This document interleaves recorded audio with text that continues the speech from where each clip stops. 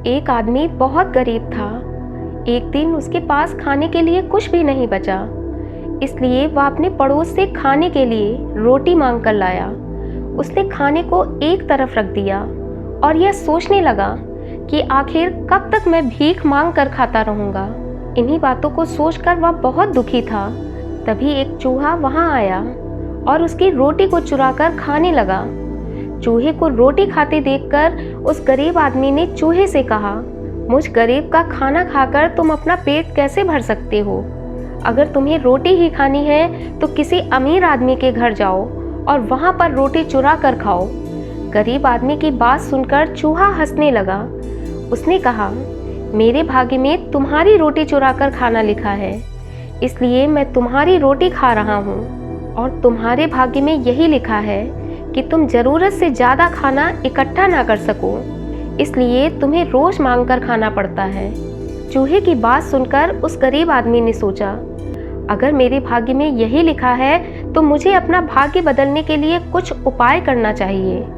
उसने स्वयं से कहा, महात्मा बुद्ध जी तो बहुत ज्ञानी हैं, मुझे बुद्ध जी से पूछना चाहिए कि मैं अपना भाग्य कैसे बदलूं। यह बात सोचकर वह बुद्ध के पास चल दिया। चलते चलते रास्ते में उसे एक अमीर सेठ मिला और दोनों आपस में बातें करने लगे। बातों ही बातों में सेठ को पता चला कि वह आदमी बुद्ध से अपने प्रश्न का उत्तर पूछने जा रहा है। तब सेठ ने गरीब आदमी से कहा, मेरी बेटी 20 वर्ष की है, वह बोल नहीं सकती, इसलिए कोई लड़का उससे विवाह नहीं कर रहा है। बुद्ध से आप मेरे प्रश्न का उत्तर पूछ लेना कि मेरी बेटी कब बोलेगी, कब उसका विवाह होगा।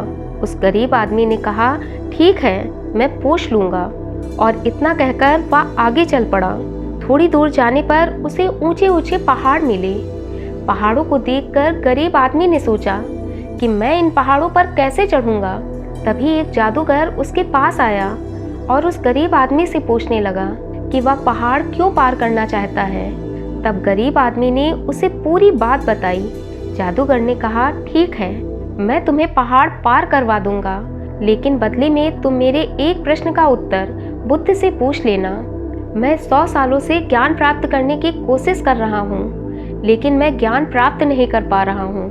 बुद्ध से पूछ लेना कि मैं कब तक ज्ञान प्राप्त कर पाऊंगा। उस गरीब आदमी ने कहा, ठीक है, मैं पूछ लूँगा। और वह वहाँ से चल पड़ा। आगे जाकर उसे एक नदी मिली। नदी बहुत गहरी थी। तभी एक कछुआ नदी से निकला। उसने गरीब आदमी से पूछा, नदी पार करके तुम कहाँ जाओगे? तब उस आदमी ने कछुए को भी पूरी बात बताई। वह कछुआ बोला, भाई, मैं तुम्हें नदी पार करा दूंगा, लेकिन तुम मेरे भी इस प्रश्न का उत्तर बुद्ध से पूछ लेना। मैं 1000 सालों से इस नदी में रह रहा हूँ और निरंतर उड़ने की कोशिश कर रहा हूँ, पर मैं उड़ नहीं पा रहा हूँ। भाई, तुम मेरे इस प्रश्न का उत्तर बुद्ध से पूछ लेना कि मैं कब तक उड़ पाऊंगा। इस प्रकार वह गरीब आदमी तीनों के प्रश्नों को लेकर बुद्ध के पास पहुंच गया। जब वह बुद्ध के पास पहुंचा और बुद्ध से बोला कि हे तथागत, मैं आपसे कुछ प्रश्न पूछना चाहता हूँ, तब बुद्ध ने उससे कहा, तुम मुझसे 3 प्रश्न पूछ सकते हो। अब तो गरीब आदमी बहुत सोच में पड़ गया। उसने सोचा, मेरे पास 4 प्रश्न हैं और बुद्ध केवल 3 प्रश्नों के ही उत्तर देंगे, मैं कौन सा प्रश्न छोड़ दूं? फिर उसने सोचा, मैं तो कड़ी मेहनत करके अपना जीवन बदल सकता हूं, लेकिन इस समय उन 3 लोगों का जीवन बदलना बहुत ज़रूरी है जो काफ़ी दिनों से अपने जीवन को बदलने का इंतजार कर रहे हैं। मेरी समस्या तो उनकी परेशानी के आगे बहुत छोटी है।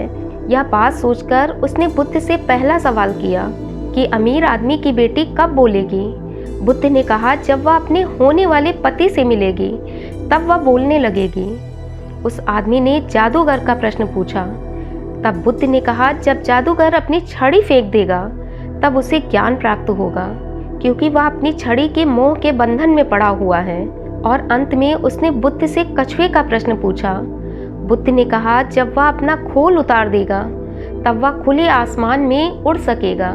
तीनों के प्रश्नों का उत्तर जानकर गरीब आदमी ने बुद्ध को प्रणाम किया और वह वापस अपने घर लौटने लगा। उसने कछुए को प्रश्न का उत्तर बताया तो कछुए ने तुरंत अपना खोल उतार दिया। खोल से बेशकीमती मोती निकले जिन्हें उसने उस गरीब आदमी को दे दिया और वह फिर खुले आसमान में उड़ गया। और फिर वह जादूगर के पास उसके प्रश्न का उत्तर बताने गया। प्रश्न का उत्तर जानकर जादूगर ने अपनी छड़ी उसको दे दी और कहा कि तुम इससे मनचाही धन दौलत इकट्ठा कर सकते हो।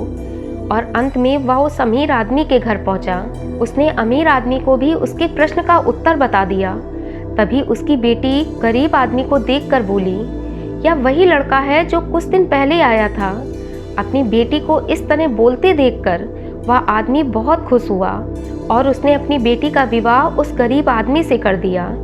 दोस्तों, इस कहानी से हमें यही सीख मिलती है कि जब हम निस्वार्थ भाव से कोई अच्छा काम करते हैं तो उसका फल ईश्वर किसी न किसी रूप में हमें अवश्य देता है।